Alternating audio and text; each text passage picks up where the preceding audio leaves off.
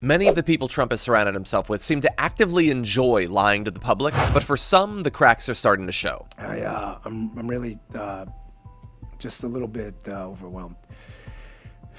Because, with the show and all the clips and having everybody here, it's the energy kind of just distracts you from the reality of, what's about to happen. And it really hit me this morning.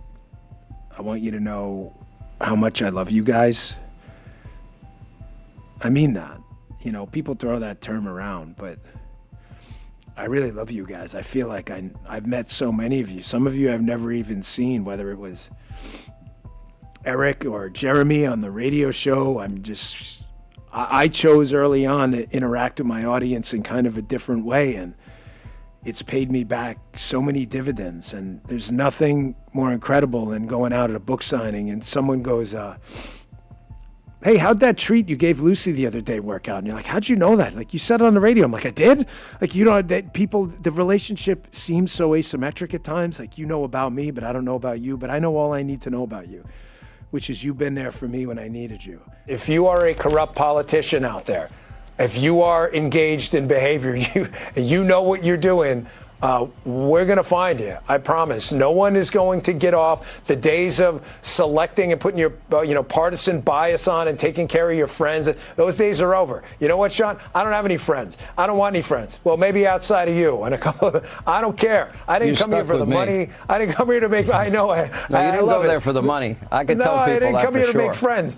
I don't give a damn about friends. I don't have any friends. I don't want any friends. I got my wife. I got you, and I got a small crew of people. So I don't need any friends. If you want a friend in D.C., get a dog. We're coming for you. That'll help. Yeah, exactly. Right, you want a friend in D.C., right? Go get a Labradoodle like I have, because there are no friends in D.C. You've been doing this, 30 years? There are no friends here. I mean, I gave up everything for this. I mean, my wife is struggling. I'm not a victim. I'm not Jim Comey. It's fine. I did this, and I'm proud I did it.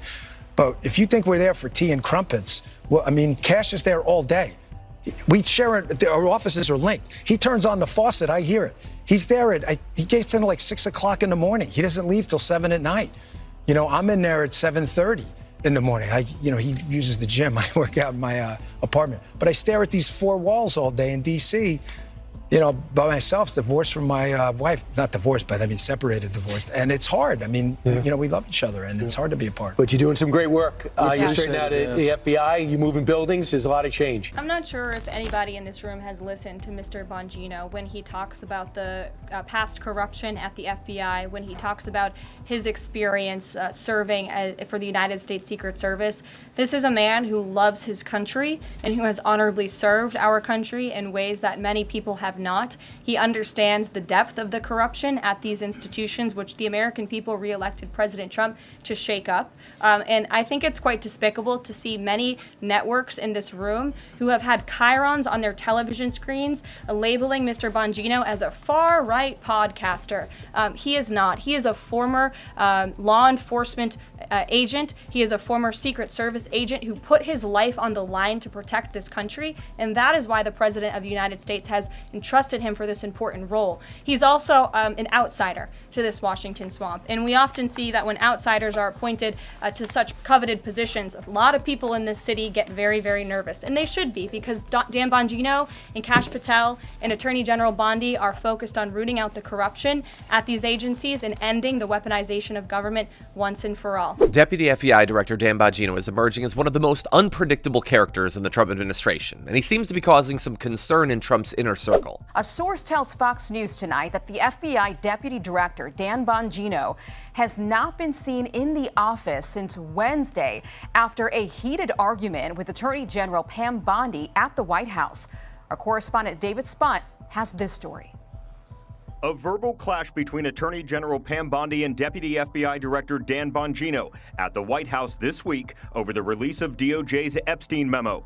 The two-pager out earlier this week insists the convicted sex trafficker and offender killed himself, and a client list does not exist after all. Fox is told by 4 separate sources Bongino is so upset about the rollout of the memo, he didn't show up to work on Friday in protest. One source says he hasn't been seen in the office since the argument with the Attorney General. David, tell us what you're learning here.